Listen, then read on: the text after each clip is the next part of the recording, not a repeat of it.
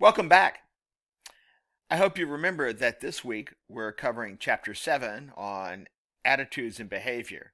We will not be covering Chapter 6 in the textbook in this course. Our attitudes are those evaluations of objects or ideas in a positive or negative fashion. For example, those who know me know that I have a very positive attitude about coffee. I love coffee. All attitudes have three components which can be consistent in many cases, but are not necessarily so, and that interact in complex ways. This include the affect or feeling about the object, the cognition or thoughts about the object, and behavior towards the object. There are a number of ways that attitudes are measured. One of these is a Likert scale. Likert scales are those scales that go from 1 to some number and ask you to rate a particular statement on the scale from I totally disagree with this to I totally agree with this and everywhere in between. You've probably seen these on customer surveys or other kinds of surveys that you've taken in your lifetime. Response latency is the amount of time it takes to respond to a stimulus, such as a question about an attitude. The longer it takes one to respond, the less available that attitude is. That is, the less automatic it is. People have to think about, what do I really feel about this? Implicit attitudes are those that we're not consciously aware of. That is, how do we feel about things without being able to exactly put our finger on that feeling? There are indirect ways to measure these. Nonverbal measures are, as the name implies, those measures that don't involve language. So, for example, the closeness that you have to another person is related to the feelings that you have about them.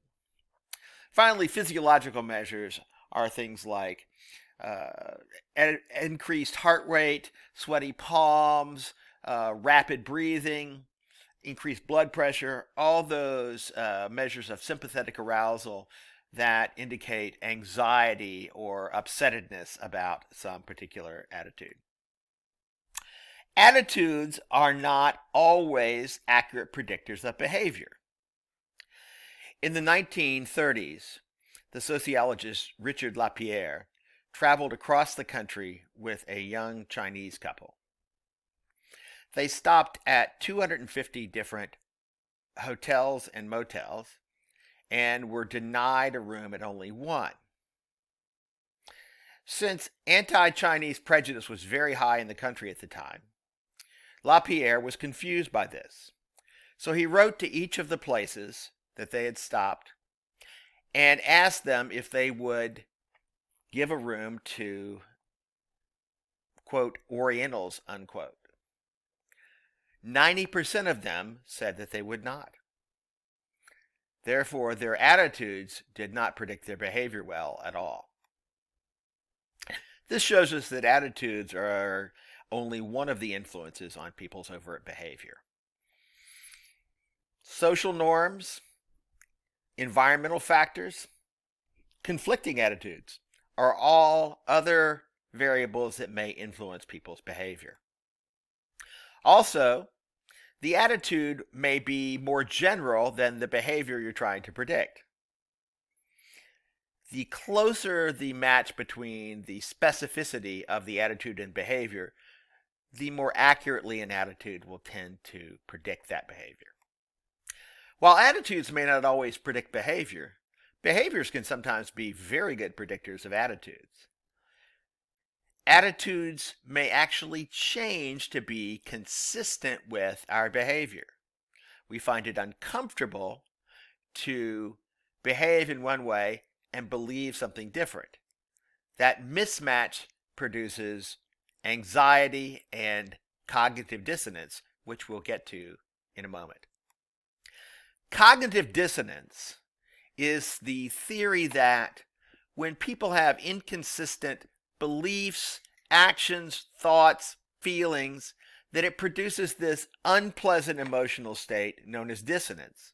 and that we try to reduce that dissonance by restoring consistency between behavior and attitudes. Often this involves shifting our attitudes because our behaviors are so readily apparent to us that we're not able to change our interpretation of them as easily. An example might be someone who smokes and comes to believe that smoking is really bad for their health. One way to reduce dissonance is to quit smoking.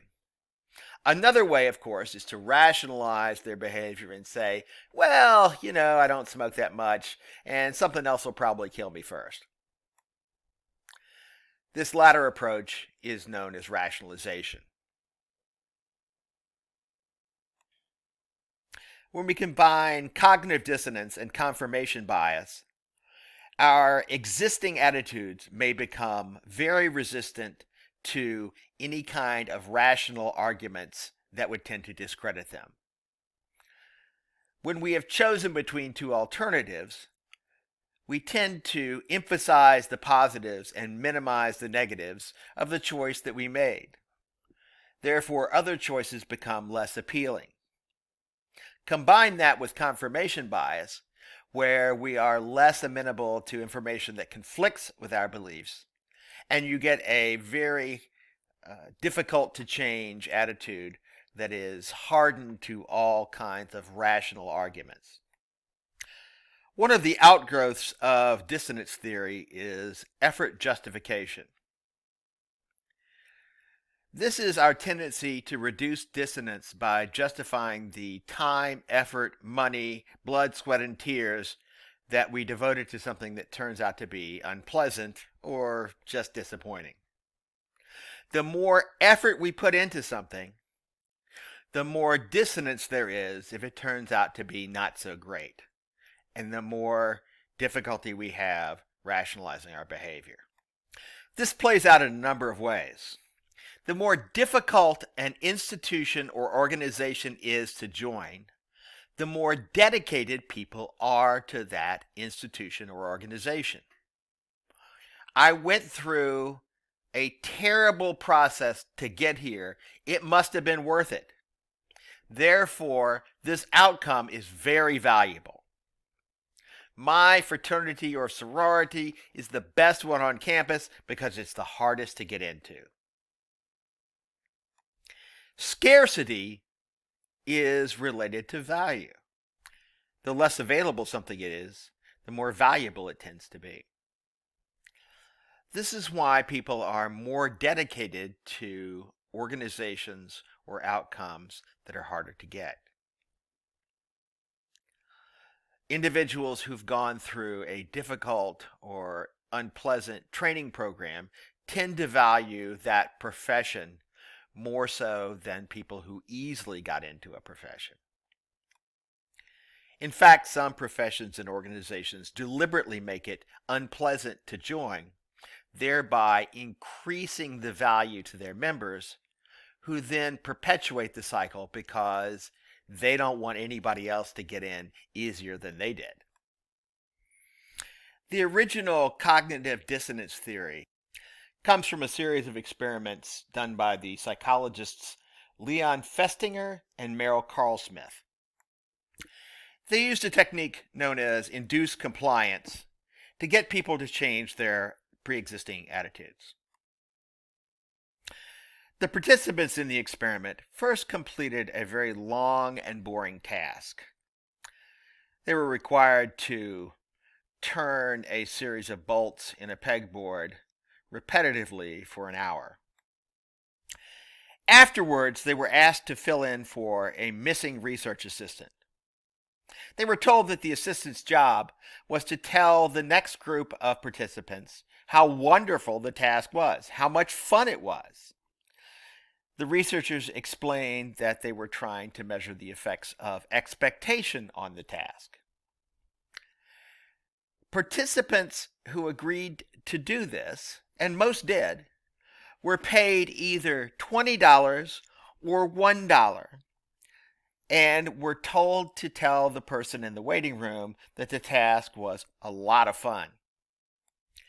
Adjusting for inflation, those payments would be approximately 9 times as much today. The takeaway from this study is that on a subsequent rating of how enjoyable they thought the task actually was, the people who were paid $1 to lie actually rated the task as much more enjoyable than those who were paid $20 to lie. Why is this? Lying to somebody for $1 produced more dissonance than lying for $20. $20, or approximately $180 today, is a sufficient justification for participating in the ruse. I don't really believe what I'm telling them. I'm getting paid to do so. On the other hand, $1 for lying is not a sufficient justification. The subjects actually changed their attitudes about the task because they needed an explanation for their behavior. They needed to explain to themselves why they had misled someone for such little money. Since you can't change how much money you got paid, they simply adjusted their attitudes to think that the task was not quite as boring as it might have been. Therefore, there was less dissonance between what they said and what they felt. In another study of this phenomenon, a group of preschoolers were tested with a series of 5 toys. The researcher took them to a room with the toys, asked them to rate the toys from most favorite to least favorite,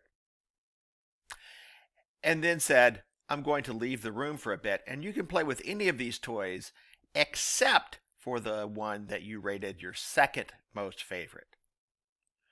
There were 2 conditions here. In one condition, the children were told, if you play with this forbidden toy, an adult is going to be annoyed with you. In the severe threat condition, the child was told, if you play with the forbidden toy, an adult is going to be very, very angry with you. So you have a mild threat and a severe threat condition. During the time that the researcher was away, none of the children played with the forbidden toy. The results are a bit counterintuitive. Many of the children who were given the mild threat condition found the forbidden toy less interesting than before, but children given a severe threat found the toy more desirable. Why is that?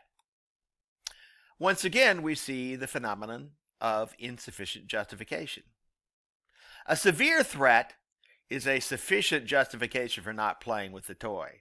I don't want an adult to be very, very angry with me. On the other hand, a mild threat is not sufficient justification for not playing with it. So the child has a disconnect between their behavior and their previous attitude. This is my second favorite toy, and I didn't play with it. Why not?